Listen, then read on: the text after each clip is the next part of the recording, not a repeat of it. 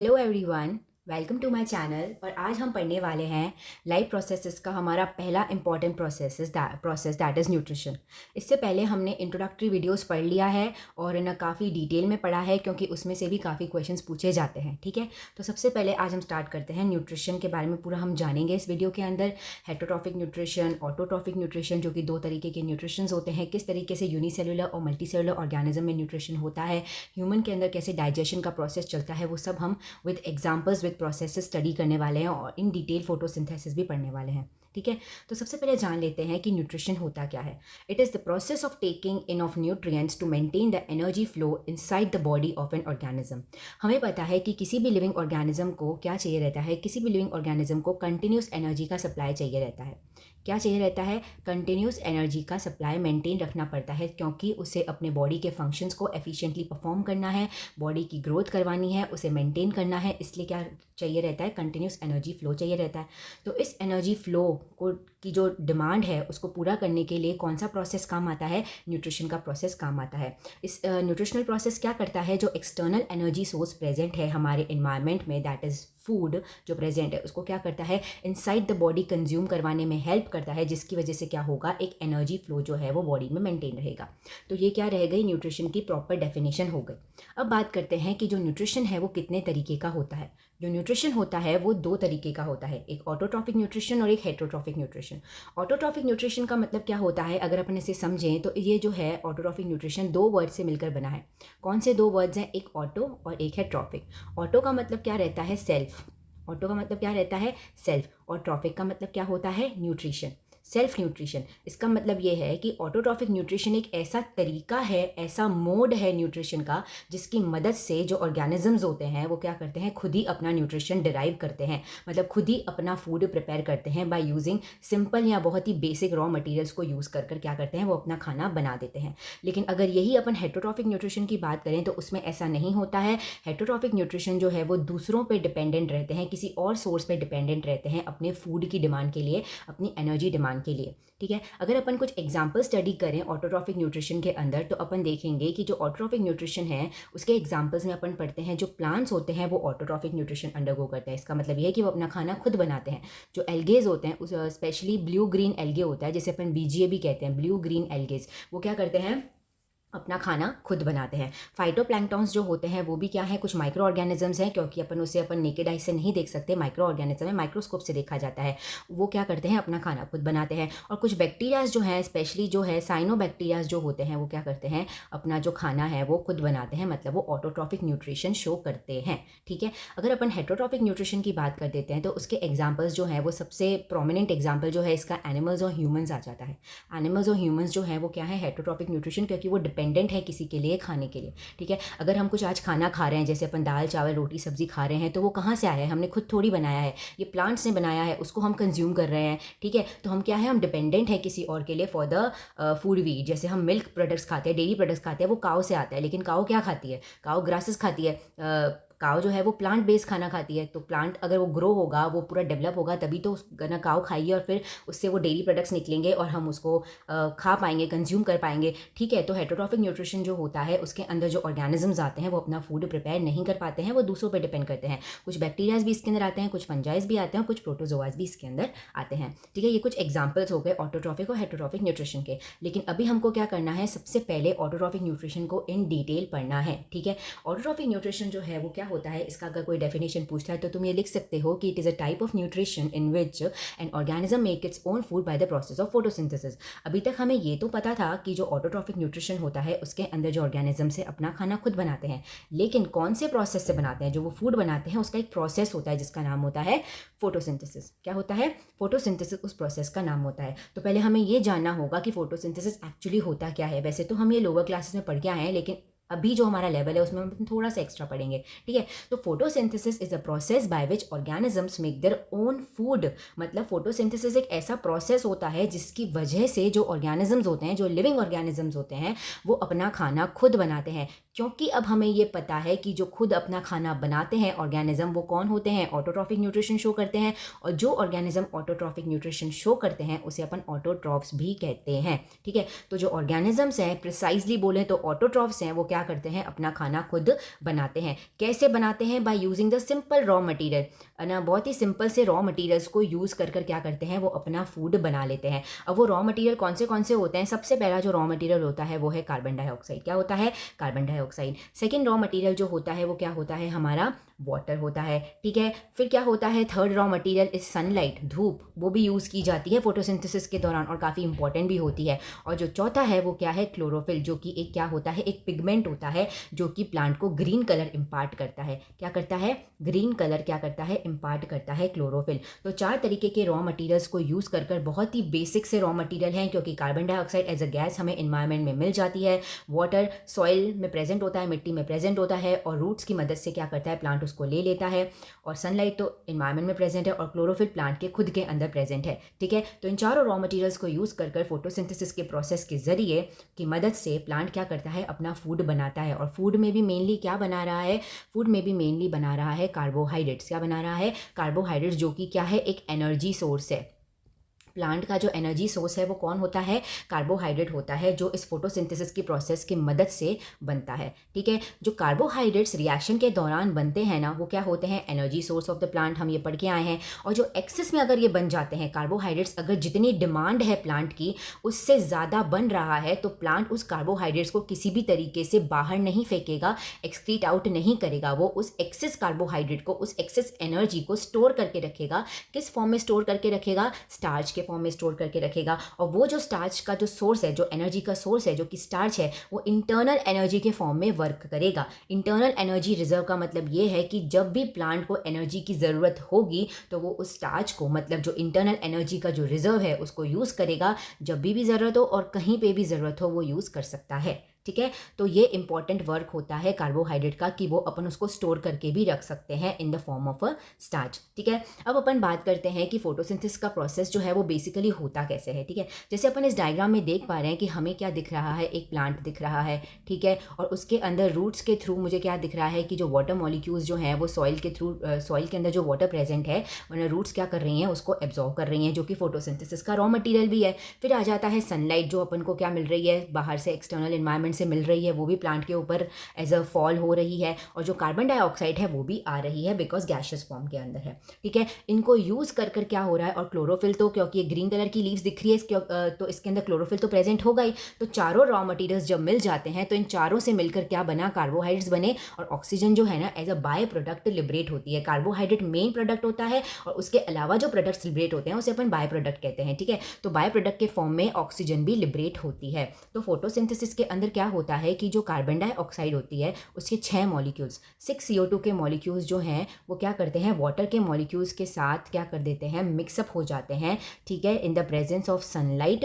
Sunlight की presence में और क्लोरोफिल की प्रेजेंस में। क्लोरोफिल भी काफ़ी ज़्यादा इंपॉर्टेंट होता है। क्यों होता है? अभी पता पड़ जाएगा, ठीक है। कार्बन डाइऑक्साइड और वाटर जो है वो मिलकर सनलाइट और क्लोरोफिल के साथ क्या बनाती है? C6H12O6। ये क्या है? C6H12O6। इसे ही तो हम कार्बोहाइड्रेट कहते हैं, इसे ही हम क्या कहते हैं? कार्बोहाइड्रेट कहते हैं, जिसको, जो कि एनर्जी सोर्स भी है, जो कि है ना लेटर ऑन क्या होगा? अगर एक्सेस में प्रेजेंट होगा तो स्टार्च के फॉर्म में कन्वर्ट हो जाएगा। इसके साथ क्या होता है कि ऑक्सीजन के मॉलिक्यूल्स भी लिबरेट होते हैं, ऑक्सीजन के मॉलिक्यूल्स लिबरेट होते हैं, और वाटर का मॉलिक्यूल भी क्या होता है? लिबरेट होता है एज अ बाय प्रोडक्ट। ये दोनों क्या हो जाएंगे? बाय प्रोडक्ट हो जाएंगे, और ये जो कार्बोहाइड्रेट है वो मेन प्रोडक्ट होगा, ठीक है। अब जो भी इवेंट्स हो रहे हैं फोटोसिंथेसिस के अंदर, अपन को क्या करना है? उसको डिटेल में पढ़ना है। Detail in the sense of कि किस तरीके से प्रोसेस होता है, पहले क्या होता है, आखिरी क्या होता है, बीच में क्या होता है। ये सब इवेंट्स हमें फोटोसिंथेसिस के दौरान जो होते हैं वो पढ़ने हैं। तो सबसे पहले जब फोटोसिंथेसिस स्टार्ट होता है तो सबसे पहले होता है कि जो क्लोरोफिल का मॉलिक्यूल प्रेजेंट है ना ग्रीन प्लांट्स के अंदर,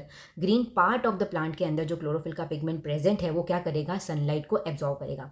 अब देखो यहाँ पे इतना ज़्यादा एम्फेसिस क्लोरोफिल को इसलिए दिया है क्योंकि अगर क्लोरोफिल नहीं होता ना तो सनलाइट को एब्जॉर्ब करने की जो क्षमता है वो प्लांट्स में होती नहीं, और सनलाइट अगर नहीं होती तो फोटोसिंथेसिस भी नहीं हो पाता। तो होता यूँ है कि जो हमारे लीव्स होते हैं, या फिर जो स्टेम्स होते हैं, या फिर जो रूट्स होते हैं, बेसिकली जो भी ग्रीन पार्ट होता है ना प्लांट का, उसके अंदर एक स्ट्रक्चर होता है जिसे अपन कहते हैं क्लोरोप्लास्ट। क्या कहते हैं? क्लोरोप्लास्ट। इन सभी स्ट्रक्चर्स के अंदर एक स्ट्रक्चर, इन सभी सिस्टम के अंदर, लीव्स के अंदर, स्टेम्स के अंदर, रूट्स के अंदर क्या होता है? क्लोरोप्लास्ट नाम का एक स्ट्रक्चर प्रेजेंट होता है, ठीक है। और उस क्लोरोप्लास्ट के अंदर एक पिगमेंट पाया जाता है जिसे अपन कहते हैं क्लोरोफिल। क्या कहते हैं, क्लोरोफिल। और यही क्लोरोफिल जो होता है वो प्लांट को क्या करता है, ग्रीन कलर का दिखाता है। जैसे कि अगर अपन एक बहुत ही बेसिक सा एग्जांपल ले लेते हैं ह्यूमन के ब्लड का, तो ह्यूमन का जो ब्लड होता है उसका रेड कलर होता है। वो क्यों होता है, क्योंकि उसके ब्लड के अंदर एक पिगमेंट प्रेजेंट होता है जिसका नाम है हीमोग्लोबिन। और जो हीमोग्लोबिन होता है वही हमारे ब्लड को क्या करता है, रेड कलर इम्पार्ट करता है। अगर मैं हीमोग्लोबिन रिमूव कर दूंगी ब्लड से तो क्या होगा कि जो हमारा ब्लड है वो रेड कलर का नहीं दिखेगा, वो सफ़ेद वाइट कलर का दिखेगा।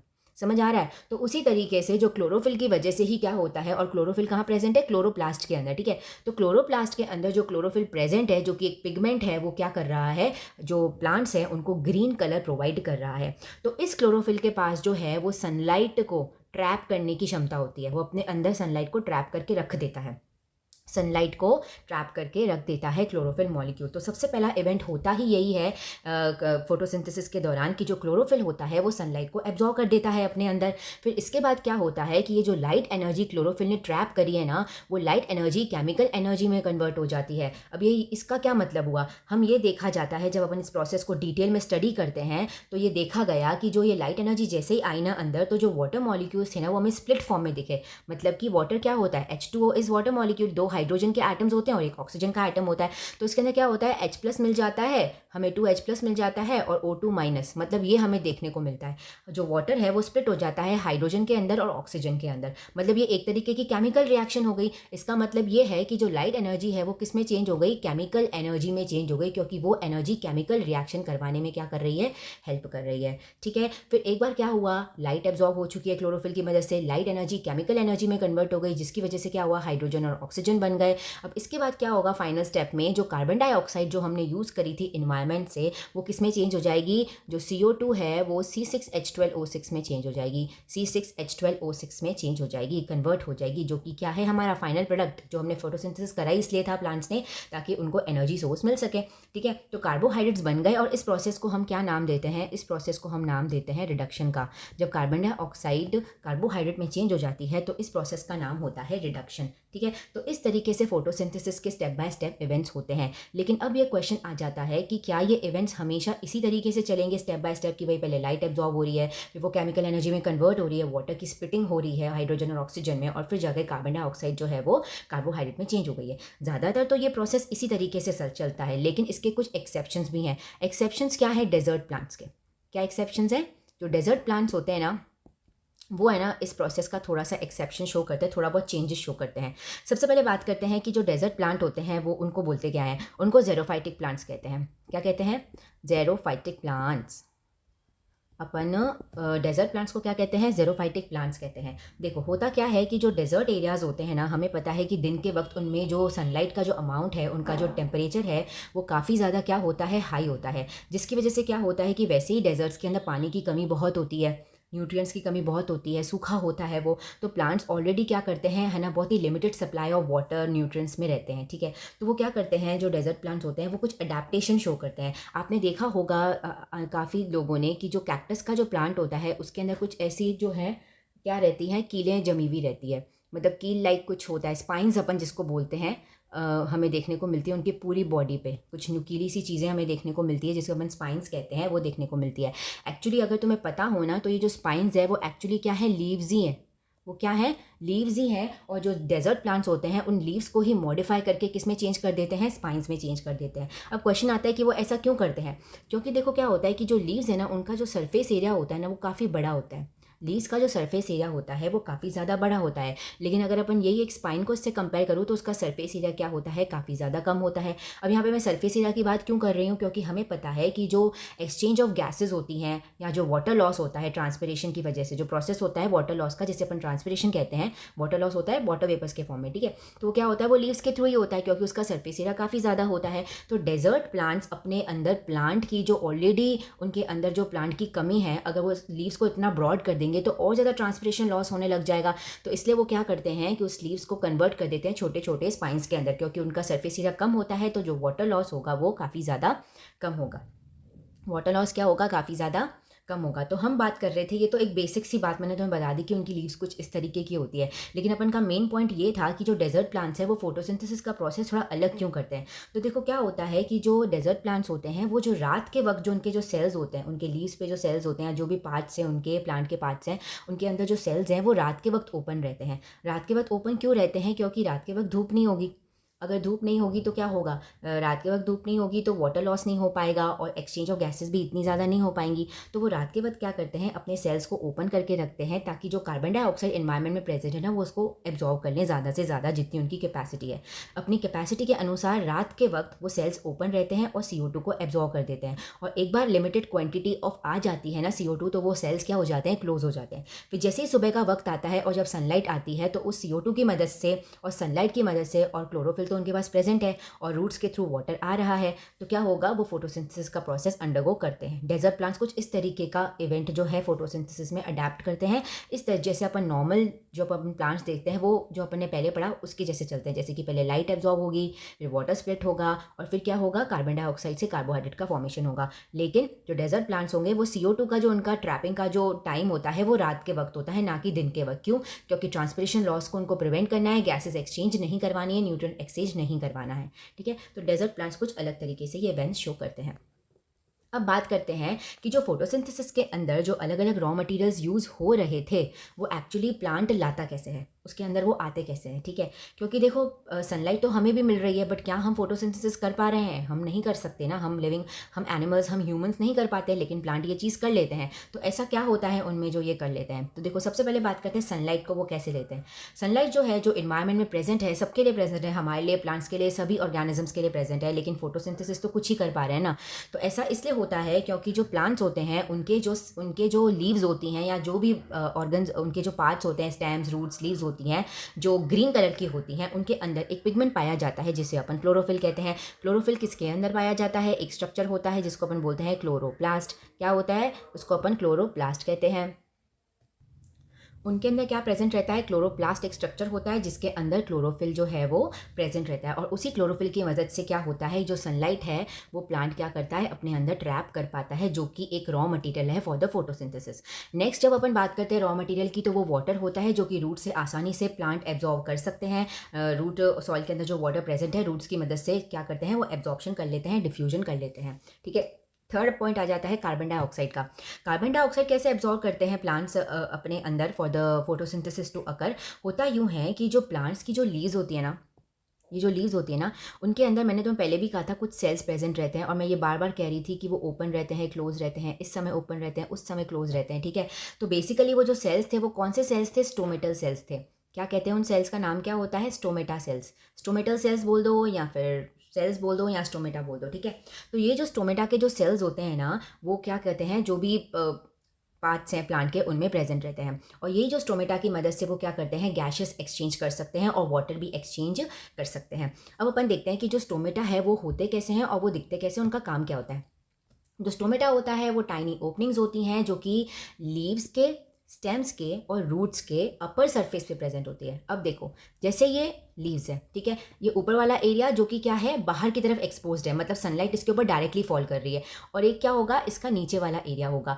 तो ये बोल रहे हैं कि ऊपर सरफेस में ही प्रेजेंट रहती है, लेकिन होता यूँ है कि ऊपर सरफेस में भी प्रेजेंट रहती है, अपर वाले सरफेस में भी प्रेजेंट रहती है और नीचे वाले सरफेस में भी प्रेजेंट रहती है। लेकिन अपर सरफेस में जो स्टोमेटा होते हैं, नंबर ऑफ स्टोमेटल सेल्स जो होते हैं वो ज़्यादा होते हैं comparatively to the lower surface, क्योंकि लोअर सरफेस में तो सनलाइट आ ही नहीं रही है, तो वहाँ पे स्टोमेटा ज़्यादा होने का मतलब भी नहीं है। ठीक है, तो ऊपर जो अपर वाला सरफेस होता है उस पर स्टोमेटा जो है वो ज़्यादा प्रेजेंट होते हैं, जिसकी वजह से इन्होंने ज़्यादातर एम्फोसाइज क्या करते हैं, ज़्यादातर बुक्स में ये लिखा हुआ होता है कि अपर सरफेस में प्रेजेंट होते हैं, लेकिन ऐसा नहीं है कि लोअर सरफेस में प्रेजेंट नहीं होते हैं। तो ये जो टाइनी पोर्स हैं जो कि रूट, स्टेम्स और लीव्स में प्रेजेंट है, वो क्या करते हैं, गैसेस एक्सचेंज में मदद करते हैं और वाटर के एक्सचेंज में भी मदद करते हैं। ठीक है, इनका स्ट्रक्चर कैसा होता है, कुछ इस तरीके का। सपोज करो कि एक लीव है, इसमें कुछ बहुत सारे सेल्स प्रेजेंट है और उसमें से एक सेल को तुम्हें क्या करा है, जूम करके बताया गया है। ठीक है, तो ये क्या है, हमें दो तरीके के स्टोमेटल स्ट्रक्चर्स दिख रहे हैं, स्टोमेटल स्ट्रक्चर्स दिख रहे हैं। इसके अंदर हम ये देख पा रहे हैं कि ये जो फर्स्ट वाला स्ट्रक्चर जो तुम्हें दिख रहा है ना, ये ओपन फॉर्म है, स्टोमेटा का क्या है, ओपन फॉर्म है। और ये जो तुम्हें ये स्लिट दिख रही है, ये जो, इसको क्या बोलते हैं, स्लिट कहते हैं, मतलब स्पेस है, ये बेसिकली क्या है, अपेरचर भी कहते हैं इसको। क्या कहते हैं, अपेरचर, इसको अपेरचर भी कहते हैं। अपर्चर भी कहते हैं और इसको अपन स्लिट भी कहते हैं। और इसी की मदद से क्या होता है, गैसेस का एक्सचेंज होता है, अंदर बाहर गैसेस एक्सचेंज हो सकती हैं और वाटर का भी वाटर वेपर्स के फॉर्म में लॉस हो सकता है। ठीक है, तो ये ओपन फॉर्म है स्टोमेटा का, और ये जो है ना, ये क्लोज्ड फॉर्म है स्टोमेटा का। Closed form, CLOSED, closed form, और ये ओपनड फॉर्म होता है। तो देखो क्या होता है कि अब बात करते हैं कि जो स्टोमेटा है वो दोनों फॉर्म्स में एग्जिस्ट क्यों करते हैं, उनको बंद और अपने आप को बंद करने की और खोलने की ज़रूरत क्यों पड़ती है। तो देखो, since large amount of gases and water can be exchanged from these stomata, therefore opening and the closing of the stomata are regulated by the guard cells। देखो क्या होता है कि अगर स्टोमेटल सेल्स हैं वो अगर हमेशा खुले हुए रहेंगे, मतलब कुछ इस फॉर्म में एग्जिस्ट करेंगे, तो क्या होगा, जैसे ही इसके अंदर कुछ मतलब फोटोसिंथेसिस का प्रोसेस होगा, ऑक्सीजन बनेगी और है ना वाटर मॉलिक्यूल्स बनेंगे, तो जैसे जैसे बनते जाएंगे तो क्या होंगे, बाहर की तरफ निकलते चले जाएंगे, क्योंकि यहाँ ओपनिंग्स खुली हुई हैं। स्टोमेटा के सेल्स जो हैं वो ओपन है, गैसेस एक्सचेंज भी होता रहेगा, वाटर का एक्सचेंज भी होता रहेगा, और जितना उनको यूज़ करना था, मतलब प्लांट को अगर वाटर या गैसेस यूज़ करनी थी वो यूज़ नहीं कर पाएंगे, क्योंकि जैसे जैसे वो बनती जाएंगी तो वो यहाँ से बाहर की तरफ निकलती चली जाएंगी, जिसकी वजह से क्या होगा कि जो फोटोसिंथेसिस का प्रोसेस होगा, मतलब जो प्रॉपर जो हम करवा रहे हैं फोटोसिंथेसिस का process for the plant to maintain their functions, तो वो नहीं कर पाएगा, प्लांट अपने नॉर्मल फंक्शंस कैरी ऑन नहीं कर पाएगा, क्योंकि सारे गैसेस और वाटर तो सारा क्या हो रहा है, स्टोमेटल ओपनिंग की वजह से निकलता जा रहा है। इसलिए क्या होता है, इनकी जो ओपनिंग होती है स्टोमेटल सेल्स की वो रेगुलेटेड रहती है, मतलब ध्यान रखा जाता है कि कब ये खुलेंगे और कब ये बंद होंगे, और इसका ध्यान कौन रखता है, गार्ड सेल्स रखते हैं। मतलब ये जो तुम्हें सराउंडिंग सेल्स दिख रहे हैं ना, उसे अपन क्या कहते हैं, गार्ड सेल्स। गार्ड सेल्स जैसा उनका नाम है वैसा उनका फंक्शन भी है। गार्ड सेल्स क्या करते हैं, ये चीज़ का ध्यान रखते हैं कि कब इन सेल्स को ओपन रखना है और कब इन सेल्स को क्लोज रखना है। ठीक है, अब अपन बात करते हैं कि कब ये सेल्स ओपन रहते हैं और कब ये सेल्स क्लोज रहते हैं। देखो, अगर कभी फोटोसिंथेसिस का प्रोसेस काफ़ी अच्छे से हो रहा है, तो मतलब कि कार्बोहाइड्रेट्स का फॉर्मेशन पीक पे होगा, वाटर भी बनेगा और ऑक्सीजन भी बनेगा। ठीक है, ये तीनों चीज़ें काफ़ी अच्छे अमाउंट में सेल्स के अंदर बन रही होंगी, individual cells of the plant के अंदर बन रही होंगी। ठीक है, तो इनकी अच्छी अमाउंट होने की वजह से, इनकी अमाउंट का जो कंसंट्रेशन है, इनका अमाउंट बढ़ने की वजह से क्या होगा कि जो सेल्स होंगे ना, उसके ऊपर प्रेशर जो है वो काफ़ी ज़्यादा बढ़ जाएगा। सेल के अंदर का जो प्रेशर है वो बहुत बढ़ जाएगा। सपोज करो ये सेल है, इसमें बहुत सारा कार्बोहाइड्रेट, बहुत सारा वाटर, बहुत सारा ऑक्सीजन जो है वो क्या हो रहा है, सीक्रेट होता जा रहा है due to the process of photosynthesis. तो इसकी जो वॉल्स होंगी सेल्स की, उसके ऊपर काफ़ी ज़्यादा प्रेशर आएगा, जिसकी वजह से वो क्या करेंगी, वो बाहर की तरफ मतलब अपना सरफेस एरिया को एक्सपैंड करने की कोशिश करेंगी। तो यही कारण होता है कि जब है ना कंसंट्रेशन जो होता है कार्बोहाइड्रेट्स, वाटर या ऑक्सीजन का बहुत ज़्यादा बढ़ जाता है, तो सेल के अंदर का जो प्रेशर है वो बहुत बढ़ जाता है। तो इस समय पर जो सेल की जो स्टेज होती है, अपन कहते हैं कि वो जो सेल है वो काफ़ी ज़्यादा टर्गिड है। क्या बोलते हैं, काफ़ी ज़्यादा टर्गिड सेल है, उसका प्रेशर बहुत ज़्यादा है, और इसी की वजह से क्या होता है कि जो गार्ड सेल्स हैं वो ओपन हो जाते हैं। गार्ड सेल्स जो हैं वो थोड़ा सा क्या करते हैं, इन स्टोमेटल अपर्चर को क्या करते हैं, ओपन करने की कोशिश करते हैं, क्योंकि इतना ज़्यादा इनके अंदर प्रेशर आ गया है कि उनको कुछ अमाउंट ऑफ गैसेज और कुछ अमाउंट ऑफ जो है ना वाटर है उसको बाहर क्या करना है, इन्वायरमेंट के अंदर लिबरेट करना है, ताकि अपनी नॉर्मल स्टेट पर आ सकें। तो जब सेल्स टर्गिड स्टेट में होता है, तब क्या होता है कि हमारा जो स्टोमेटल अपर्चर है वो खुल जाता है, और जैसे ही एक मिनिमम अमाउंट बाहर निकल जाता है तो वो वापस से अपनी नॉर्मल स्टेट में आ जाते हैं। प्रेशर जो होता है वो कम हो जाता है, सेल अब टारगेट नहीं रहता है और वो अपनी नॉर्मल स्टेट में, दैट इज क्लोज स्टेट में आ जाता है। तो इस तरीके से जो गार्ड सेल्स होते हैं वो स्टोमेटा की ओपनिंग और क्लोजिंग में काफ़ी ज़्यादा हेल्प करते हैं। ठीक है, तो ये सब बात क्या रही, ये सब बात हमने कर दी ऑटोट्रॉफिक न्यूट्रिशन की, फोटोसिंथेसिस की बात करी और स्टोमेटा की बात करी। अब अपन बात करते हैं हेटरोट्रॉफिक न्यूट्रिशन के बारे में।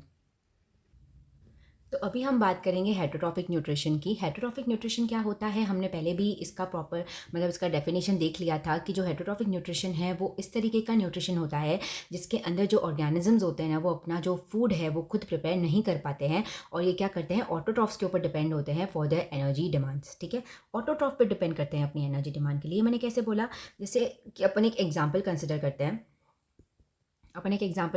हैं लायन का।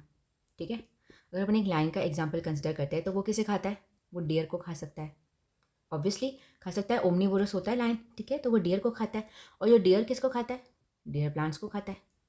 डियर किसको खाता है, प्लांट्स को खाता है। तो देखो, लायंस ने किसको खाया, डियर को, डियर ने किसने को खाया, प्लांट को। तो मैं कह सकती हूँ ना कि जो लायन है वो इनडायरेक्टली प्लांट्स पे ही डिपेंड है, इनडायरेक्टली वो प्लांट्स पे ही डिपेंड है, क्योंकि अगर लायन का जो फूड है दैट इज़ डियर, अगर वो नहीं होता तो लायन का फूड भी कोई बन नहीं पाता। समझ पा रहे हो, देखो कि जैसे लायन जो है वो डियर को खा रहा है और डियर प्लांट को खा रहा है, अगर प्लांट्स ही नहीं होते प्लांट्स ही नहीं होते तो डियर नहीं होता, और डियर नहीं होता तो लायन भी ज़्यादा टाइम तक एग्जिस्ट नहीं कर सकता था। तो इसी की वजह से क्या बोला है, इसी को अपन क्या बोलते हैं, इसको फूड चेन भी कहते हैं। इसे क्या कहते हैं, फूड चेन भी कहते हैं। और जो फूड चेन हम बनाते हैं ना, तो उसके अंदर सबसे ऊपर प्रायोरिटी पे हम किसको रखते हैं, प्लांट्स को ही रखते हैं, जो कि क्या है, प्राइमरी प्रोड्यूसर्स। प्लांट्स क्या होते हैं, ऑटोट्रॉफ्स जो होते हैं वो कौन होते हैं, प्राइमरी प्रोड्यूसर्स। इस पूरे यूनिवर्स के अंदर जो पहले जो खाना बनाता है, जो अपने फूड खुद बना सकते हैं, वो ऑटोट्रॉफ्स ही होते हैं, और कोई नहीं बना सकता है। ठीक है, जो भी ऑटोट्रॉफ्स होते हैं, जो भी ऑटोट्रॉफ मोड ऑफ न्यूट्रिशन अपनाते हैं, वही क्या करते हैं, अपना फूड खुद बना सकते हैं। बाकी सब तो इन पे ही डिपेंड करते हैं for their energy demands. Directly भी कर सकते हैं और इनडायरेक्टली भी कर सकते हैं।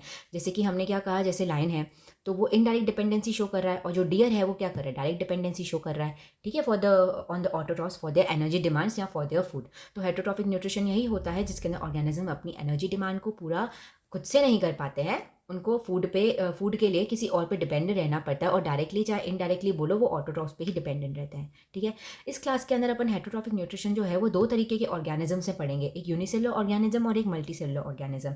अब ये दो टाइप्स नहीं है, ये दो ऑर्गेनिज्म है जिसके अंदर हेटरोट्रॉफिक न्यूट्रिशन होता है, लेकिन ये दोनों ही जो ऑर्गेनिजम्स हैं अलग तरीके के हैं, जिसकी वजह से जो इनके अंदर न्यूट्रिशन लेने की जो प्रॉपर्टी है वो भी क्या है, अलग अलग तरीके से प्रोसेस होता है। सबसे पहले अपन बात करेंगे यूनिसेलुलर ऑर्गेनिजम्स की, मतलब कि जिनके अंदर एक ही सेल होता है, और वो एक ही सेल क्या है, वो उनकी पूरी बॉडी है। ठीक है, सिंगल सेलुलर ऑर्गेनिज्म, उनके अंदर कोई और तरीके के सेल नहीं होते, ना कोई सिस्टम होता है, ना कोई ऑर्गन होता है, ना कोई टिश्यू होता है। ठीक है, तो इसका एग्जांपल क्या आ जाता है, अमीबा और पैरामीशियम, और डिटेल डिस्कशन अमीबा का होगा इसमें। और मल्टीसेलुलर ऑर्गेनिजम्स के अंदर अपन ह्यूमंस आ जाते हैं, जो कि जिनके अंदर हर बहुत अलग अलग तरीके के सेल्स हैं, टिश्यू है, ऑर्गन्स हैं, ऑर्गन सिस्टम्स हैं, वेल डेवलप हमारा बॉडी स्ट्रक्चर होता है। ठीक है, तो अब अपन बात करते हैं सबसे पहले heterotrophic nutrition in amoeba. Amoeba किस तरीके से अपना न्यूट्रिशन जो है वो शो करता है। तो अब हम बात कर रहे हैं कि अमीबा के अंदर जो है न्यूट्रिशन का प्रोसेस किस तरीके से होता है। तो देखो, हमें पता है कि जो अमीबा है वो एक सिंगल सेलुलर ऑर्गेनिज्म है, मतलब कि जैसे अगर मैं एक यहाँ सेल बना रही हूँ, काफ़ी बड़ा बना दिया है क्योंकि ये तो बहुत ही छोटा होता है, तो अगर मैं यहाँ पे एक सेल बना रही हूँ तो मतलब ये जो सेल है ना, वही क्या है, अमीबा है। मतलब ये एक ही सेल इसकी पूरी बॉडी है, और यही क्या है, अमीबा। इसके पास कोई और सेल नहीं है, ना कोई ऑर्गन है, ना कोई ऑर्गन सिस्टम है, respiratory system, circulatory system, mouth, teeth वगैरह कुछ नहीं है इसके पास। ठीक है, एक प्रॉपर सेल है इसके पास, एक सिंगल सेल है, वही क्या है, हमारा अमीबा है। तो देखो क्या होता है कि जैसे ही अमीबा के आसपास कोई फूड पार्टिकल्स आ जाते हैं कुछ इस तरीके से, तो ये क्या करता है, इसकी जो सेल मेम्ब्रेन है उसको इस तरीके से मूव करता है कि जो फूड पार्टिकल्स हैं वो उसकी बॉडी के अंदर डिफ्यूज़ हो जाए, मतलब उसके अंदर आ जाए। तो वो जो स्ट्रक्चर ये फॉर्म करता है कुछ इस तरीके का, अपन इस डायग्राम में देख रहे हैं, जो ये स्ट्रक्चर बना रहा है, इसको क्या बोलते हैं, सूडोपोडिया कहते हैं। क्या कहते हैं, सूडोपोडिया कहते हैं। और इसी की मदद से क्या होता है, जो फूड पार्टिकल होता है वो बॉडी के अंदर अमीबा की आ जाता है। ठीक है, इसका मतलब क्या हो गया, इसने क्या कर दिया, इंजेशन का जो प्रोसेस है वो सूडोपोडिया के फॉर्मेशन से कंप्लीट कर दिया। पहला प्रोसेस क्या होता है, इंजेशन, मतलब फूड पार्टिकल को बॉडी के अंदर लेना, तो इंजेशन उसने सूडोपोडिया के फॉर्मेशन से कर दिया। नेक्स्ट आ जाता है कि जो भी फूड पार्टिकल उसने बॉडी के अंदर लिया है ना, तो क्या होगा कि उसके अंदर उसकी जो अमीबा की जो बॉडी होगी, मतलब बेसिकली जो सेल है वो कुछ एंजाइम सीक्रेट करेगा। क्या करेगा, एंजाइम सीक्रेट करेगा, जिसकी वजह से जो उसने फूड लिया है बॉडी के अंदर वो डाइजेस्ट हो सके। ठीक है, तो क्या होगा कि एंजाइम्स की मदद से फूड का डाइजेशन भी हो जाएगा। नेक्स्ट प्रोसेस भी हो गया, एंजाइम्स की मदद से क्या हुआ, फूड का डाइजेशन भी हो गया। यहाँ पे एक टर्म लिखी हुई है फूड वैक्यूल। फूड वैक्यूल क्या होता है, जैसे ही बॉडी के अंदर फूड पार्टिकल जाता है ना, तो एक बॉल जैसा एक स्ट्रक्चर बन जाता है, एक वैक्यूल क्रिएट हो जाता है फूड पार्टिकल के अक्रॉस, उसी को ही हम क्या कहते हैं, फूड वैक्यूल कहते हैं। और उसके अंदर ही क्या होता है, सारी एंजाइम्स रिलीज होती हैं और फूड डाइजेस्ट हो जाता है। ठीक है, अभी उसने इंजेक्शन कर लिया, उसने डाइजेशन कर लिया, अब क्या करेगा, डाइजेस्टेड फूड डिफ्यूजेस आउट, मतलब कि जो फूड वैक्यूल के अंदर मैंने कहा था डाइजेशन का प्रोसेस हो जाएगा, बॉडी के फूड वैक्यूल के अंदर ही पूरा डाइजेशन का प्रोसेस हो जाएगा। तो अब जो डाइजेस्टेड फूड है तो उससे उसको क्या मिला होगा, कुछ प्रोटीन्स, विटामिन, मिनरल्स मिले होंगे। तो उस वैक्यूल से क्या होगा, सारे जो इंपॉर्टेंट चीज़ें हैं, न्यूट्रिएंट्स वगैरह, वो क्या जाएंगी, वो पूरे सेल के आसपास में पूरे बॉडी के अंदर क्या हो जाएंगी, डिफ्यूज़ आउट हो जाएंगी, निकल जाएंगी। ठीक है, फिर उसके बाद क्या होगा बताओ। तो उसके बाद ये होगा कि जो भी डाइजेस्टेड फूड पार्टिकल्स हैं वो बॉडी के बाहर डिफ्यूज़ हो जाएंगे और उनका क्या हो जाएगा, एसिमिलेशन हो जाएगा। क्या हो जाएगा, इस प्रोसेस को क्या कहते हैं, एसिमिलेशन कहते हैं, कि जो भी फूड डाइजेस्ट हो गया है और उसमें से जो भी इंपॉर्टेंट विटामिन मिनरल्स मिल रहे हैं वो पूरी बॉडी के अंदर क्या हो रहे हैं, एसिमिलेट हो रहे हैं, ताकि उनकी जो बॉडी है वो क्या कर सके, ग्रो कर सके, क्या कर सके, ग्रो कर सके। तो अब अपन देख रहे हैं कि इंजेशन हो गया, डाइजेशन हो गया, डाइजेस्टेड फूड था उससे जो विटामिन मिनरल्स मिले वो पूरी बॉडी में चले गए, जिसकी वजह से बॉडी क्या कर रही है, ग्रो भी कर रही है, क्या कर रही है, बॉडी ग्रो कर रही है। एंड एट द लास्ट हम देख रहे हैं कि जो भी अनएब्जॉर्ब फूड था जिसको प्रॉपरली डाइजेस्ट नहीं हो पाया, जो कि वेस्ट की तरह बॉडी में पड़ा है, वो क्या हो जाएगा, एक्सक्रीट आउट हो जाएगा, क्या हो जाएगा, एक्सक्रीट आउट हो जाएगा। ओके तो इस तरीके से क्या होता है, अमीबा का जो पूरा प्रोसेस है, इंजेशन, डाइजेशन, एसिमिलेशन, फिर इधर अपन बोल सकते हैं कि एब्जॉर्प्शन हो रहा है फूड पार्टिकल्स का, क्योंकि अगर एब्जॉर्प्शन होगा तभी तो बॉडी ग्रो होगी, बॉडी के अंदर अगर सारे न्यूट्रिएंट्स वगैरह मिलेंगे, एब्जॉर्ब होंगे, तभी तो बॉडी ग्रो करेगी। तो देखो यहाँ पे अमीबा ग्रो भी कर रहा है और यहाँ पे क्या कर रहा है, एक्सक्रीट आउट कर रहा है, जिसको अपन क्या बोलते हैं, ईजेशन, क्या कहते हैं, ईजेशन। वहाँ पे क्या था, इंजेशन, यहाँ पे क्या था, ईजेशन है। ओके तो इस तरीके से ये 5 प्रोसेसेस अमीबा के अंदर चलते हैं, जिसकी वजह से उसकी न्यूट्रिशनल रिक्वायरमेंट्स जो है वो पूरी हो जाती हैं। तो ये था किसके अंदर, न्यूट्रिशन, अमीबा के अंदर, जो कि एक सिंगल सेलुलर ऑर्गेनिज्म है। अब अपन बात करते हैं ह्यूमन बींग्स के अंदर किस तरीके से न्यूट्रिशन की डिमांड्स पूरी होती हैं, डाइजेशन कैसे होता है, एब्जॉर्प्शन, एक्सक्रीशन, एसिमिलेशन, सब कुछ हम इसके अंदर पढ़ने वाले हैं। ठीक है, तो सबसे पहले बात करते हैं कि जो न्यूट्रिशन होता है ना ह्यूमन्स के अंदर, वो बहुत ज़्यादा कॉम्प्लेक्स होता है, वेरी वेरी कॉम्प्लेक्स। जो हम आज पढ़ेंगे ना, वो तो जो अपन 10th लेवल पे पढ़ रहे हैं वो तो बहुत ही बेसिक और सुपरफिशियल पढ़ने वाले हैं। ठीक है, लेकिन इससे कहीं ज़्यादा कॉम्प्लेक्स होता है ह्यूमन बींग्स के अंदर डाइजेशन और न्यूट्रिशन का प्रोसेस। और इसके अंदर लेकिन स्टेप्स जो है वो 5 ही रहते हैं, जैसे अमीबा के अंदर थे।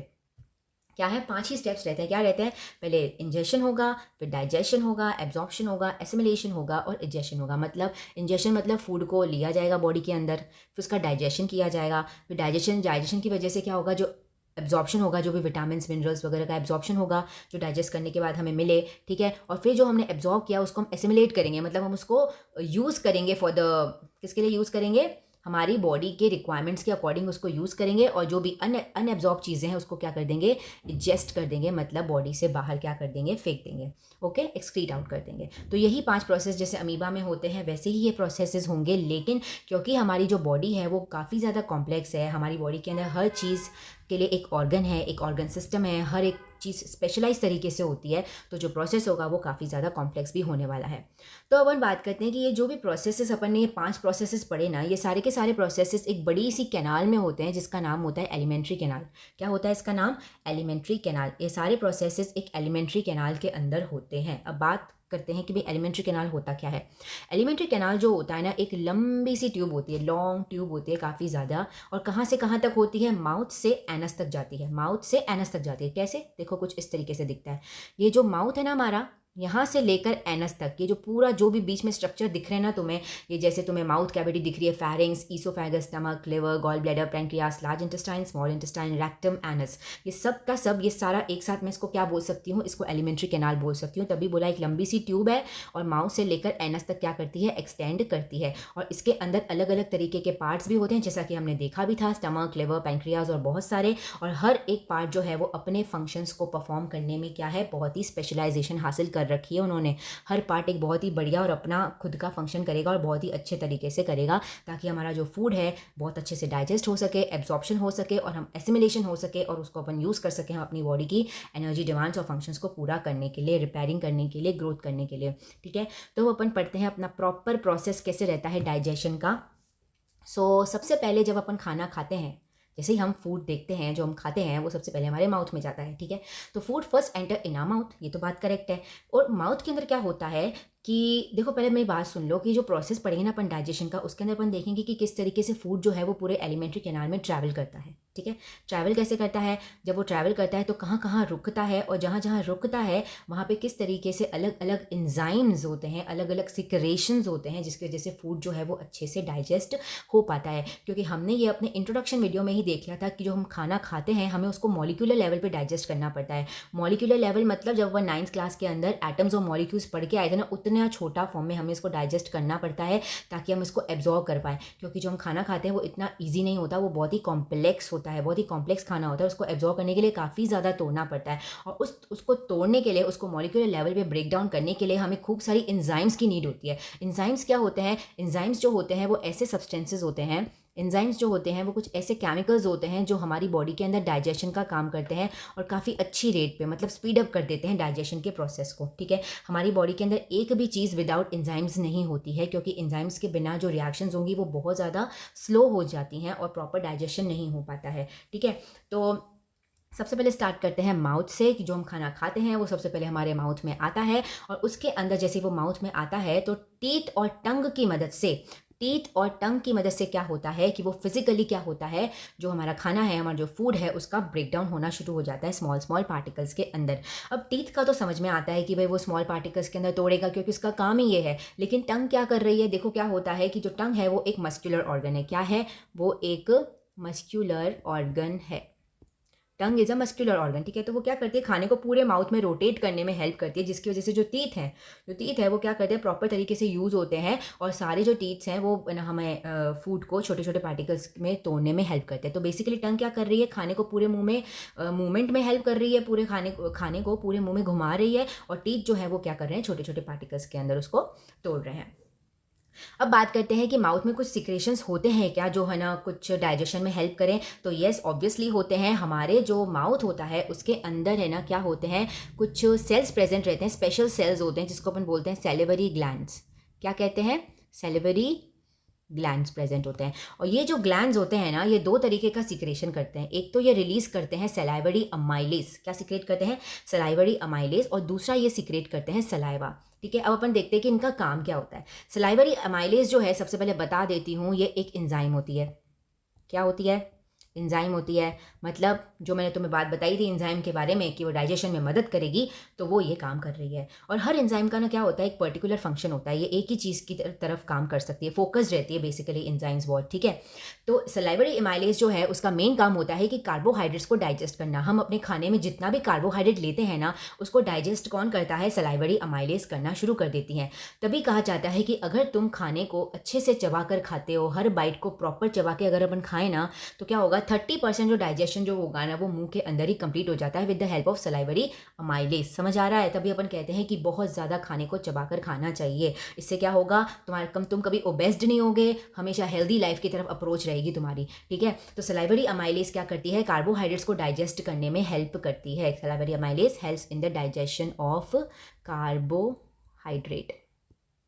कार्बोहाइड्रेट को क्या करती है, डाइजेस्ट करने में हेल्प करती है। और सलाइवा का काम क्या होता है? सलाइवा का काम ये रहता है कि जो भी हम खाना खा रहे हैं उसको एक क्या करना, सलाइवा एक ग्लू की तरह काम करता है। क्या करता है? ये एक ग्लू की तरह काम करता है, और जो खाना होता है ना उसको है ना क्या करता है, कंबाइंड फॉर्म में लगता है, स्टिक्ड रखता है उसको।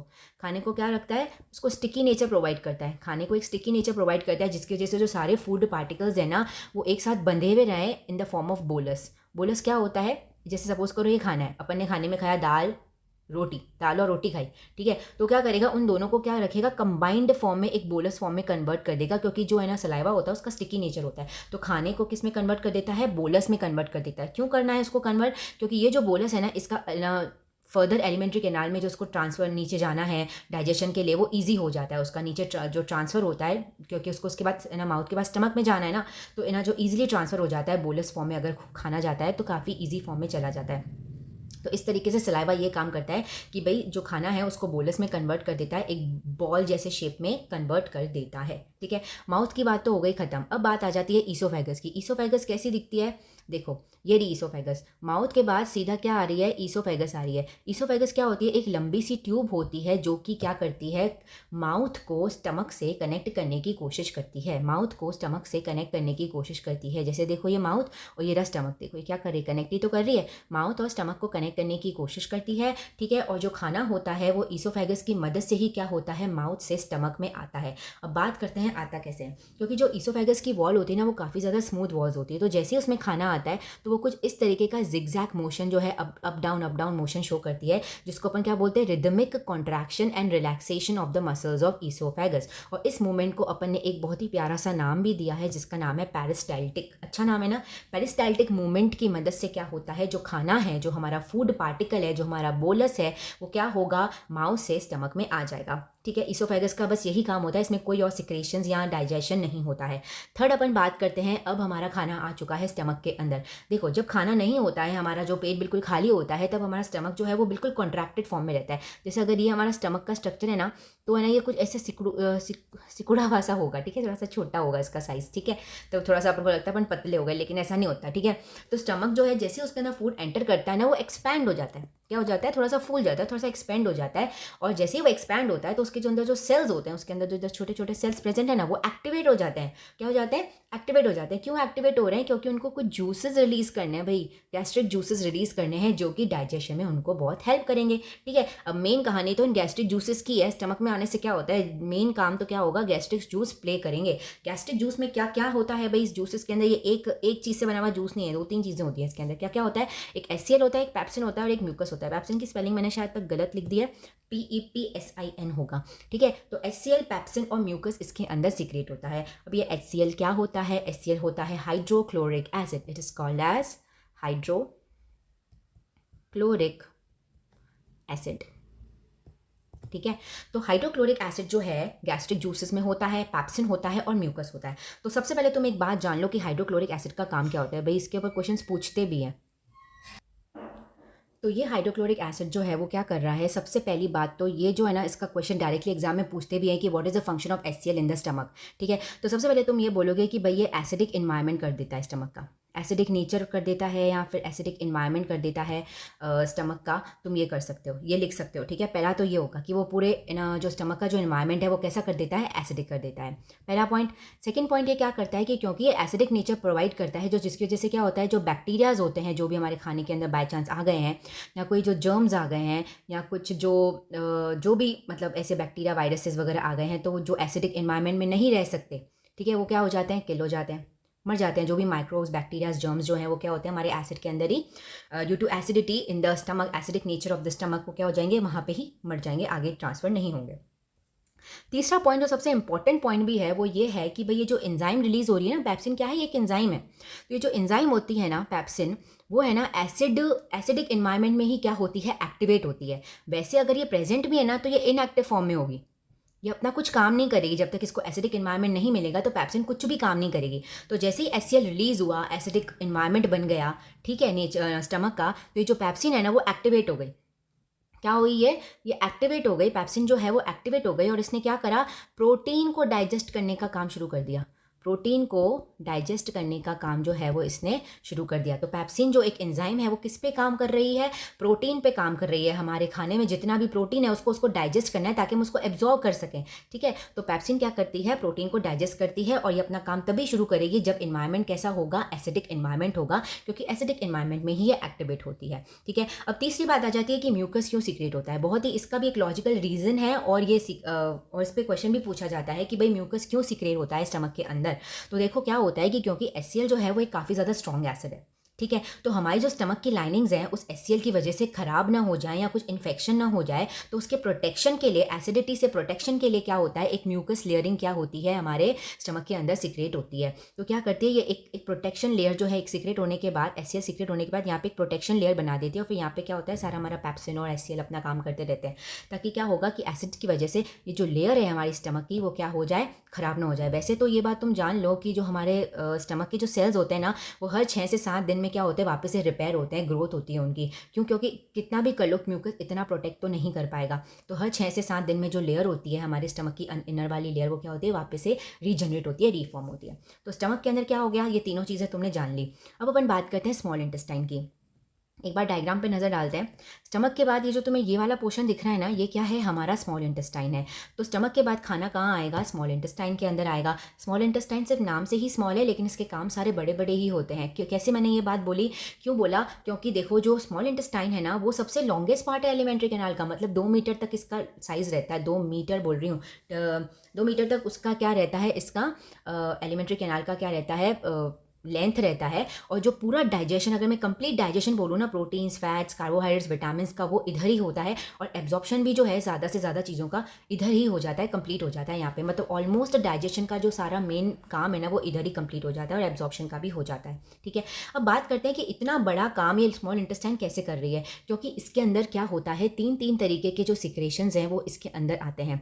लिवर का सिक्रेशन आता है, पेनक्रियास का सिक्रेशन आता है, और इंटेस्टाइन का सिक्रेशन आता है। एक कॉमन सी डक्ट होती है, एक ट्यूब होती है, जिसकी वजह से क्या होता है, लिवर और पेनक्रियास का जो सिक्रेशन है वो इंटेस्टाइन के अंदर आ पाता है। अब धीरे धीरे करके अपन ये देखते हैं कि इनके कौन से सिक्रेशंस होते हैं, वो कैसे मदद करते हैं। सबसे पहले अपन बात करते हैं लिवर के सिक्रेशंस की। लिवर के सिक्रेशंस की बात करते हैं। हाँ, तो बात करते हैं लिवर क्या कर रहा है। लिवर जो है, जो सिक्रेशन शो कर रहा है, उसके अंदर आ जाता है बाइल जूस से सिक्रेट होते हैं। ठीक है, और बाइल जूस के अंदर क्या क्या होता है, 3 तरीके की चीज़ें होती है। एक बिलीवर्डिन होता है, एक बिलीरुबिन होता है, बिलीवर्डिन, बिलीरुबिन, और बहुत सारे बाइल सॉल्ट्स होते हैं। ठीक है, ये तीनों चीज़ें मिलकर क्या बनाती हैं, बाइल जूस बनाती हैं, और लिवर का सिक्रेशन इसी को ही कहते हैं। इसमें से सबसे पहले बात करते हैं कि बिलीवर्डिन और बिलीरुबिन क्या करते हैं। ये जो है ना, ये दोनों पिगमेंट्स होते हैं जो हमारे जो फीसेस होते हैं, हमारा जो एक्सक्रीटा होता है, उसको कलर इम्पार्ट करते हैं। ठीक है, और एक बात और कि अगर हमारी बॉडी के अंदर किसी भी कारणवश बिलीवर्डिन और बिलीरुबिन के जो पिगमेंट्स हैं, ये इनका अमाउंट अगर बढ़ जाता है, तो एक डिजीज़ हो जाती है जिसको अपन बोलते हैं जॉन्डिस, जिसको अपन हिंदी में पीलिया भी कहते हैं, जॉन्डिस इसी को ही कहते हैं, जब बिलीरुबिन और बिलीवर्डिन का जो अमाउंट है बॉडी में नॉर्मल लेवल से ज़्यादा हो जाता है। ठीक है, और बाइल सॉल्ट्स क्या करते हैं, बाइल सॉल्ट्स का मेन काम होता है कि जो बड़े बड़े फैट ग्लोब्यूल्स हैं ना, बड़े बड़े फैट ग्लोब्यूल्स जो हैं, उनको छोटे छोटे फैट ग्लोब्यूल्स में जो क्या करना है, चेंज कर देना है, ताकि जो एंजाइम्स है, जो फैट्स को डाइजेस्ट करने वाली जो एंजाइम है, वो इस पर काम कर सकें। क्योंकि जो फैट डाइजेस्टिंग एंजाइम होती है, वो इतने बड़े फैट ग्लोब्यूल्स पे काम नहीं कर सकती हैं, तो बाइल सॉल्ट्स क्या करते हैं, उनको छोटे छोटे मॉलिक्यूल्स में ब्रेक डाउन कर देते हैं, ताकि जो फैट डाइजेस्टिंग एंजाइम्स है वो इनके ऊपर काम कर सकें। ठीक है, नेक्स्ट बात करते हैं पेनक्रियास की। पेनक्रियास क्या करती हैं, पेनक्रियाटिक जूस सिक्रेट करती हैं, और वो जूस में क्या क्या होता है, उसके अंदर होता है एक ट्रिप्सिन होता है और एक लाइपेस होता है। ये ट्रिप्सिन क्या है और लाइपेस क्या है, ये दोनों ही एंजाइम्स हैं। ट्रिप्सिन क्या कर रही है, प्रोटीन को डाइजेस्ट कर रही है। अब आप बोलोगे कि मैम प्रोटीन का तो डाइजेशन है ना, पेप्सिन ने कर लिया था ना, ऐसा नहीं होता है, सारा डाइजेशन नहीं किया था। अपने ये जब अपने स्मॉल इंटेस्टाइन स्टार्ट किया तो अपन ने कहा था कि कंप्लीट डाइजेशन यहीं होता है, वहाँ पे 30, 20, 40% हुआ होगा, लेकिन बाकी का जो प्रोटीन का डाइजेशन है, वो फाइनल डाइजेशन जो है वो यहीं पर ही होगा।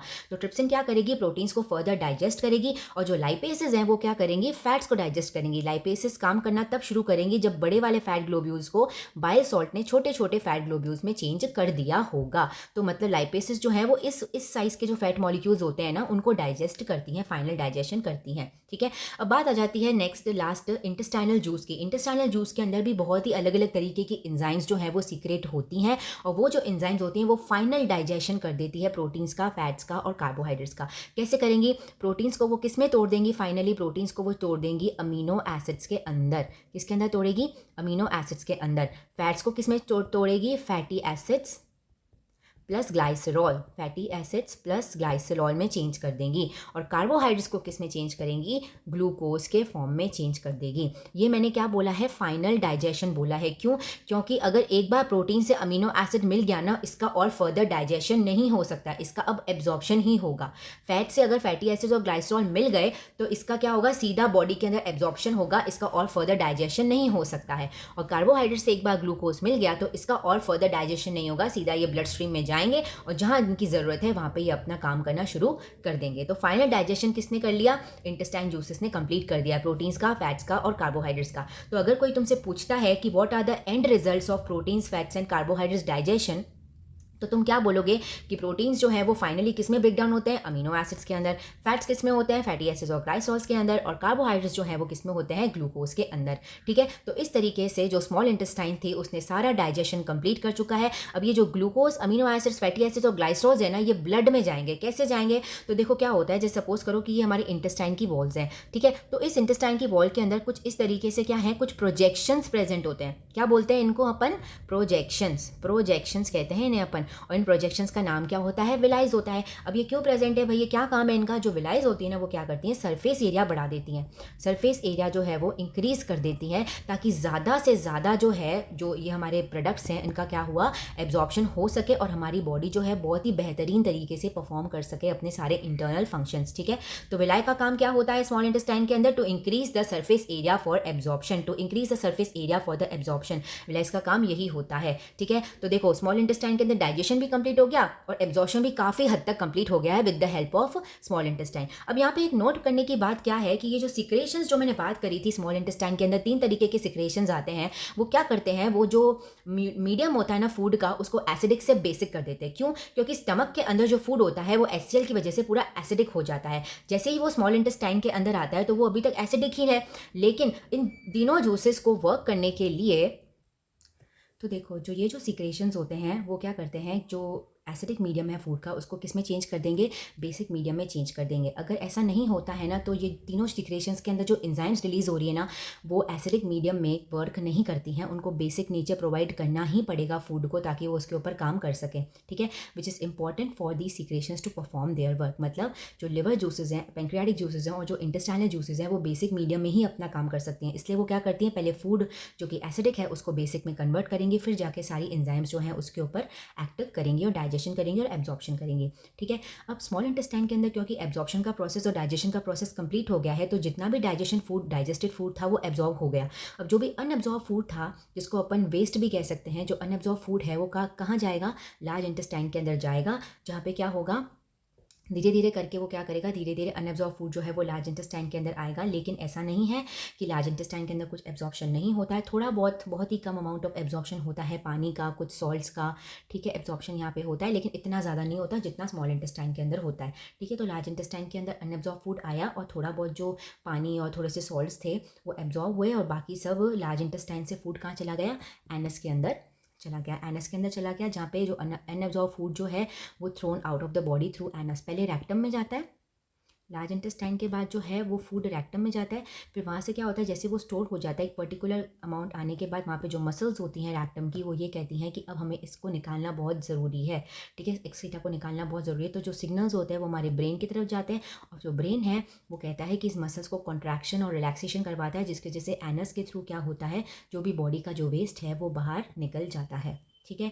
तो ये सब हमने क्या करा आज, पूरा न्यूट्रिशन का process, heterotrophic autotrophic mode of nutrition, photosynthesis हमने पढ़ा, स्टोमेटास के बारे में पढ़ा, एग्जाम्पल्स पढ़े, ये सब हमने पढ़ा।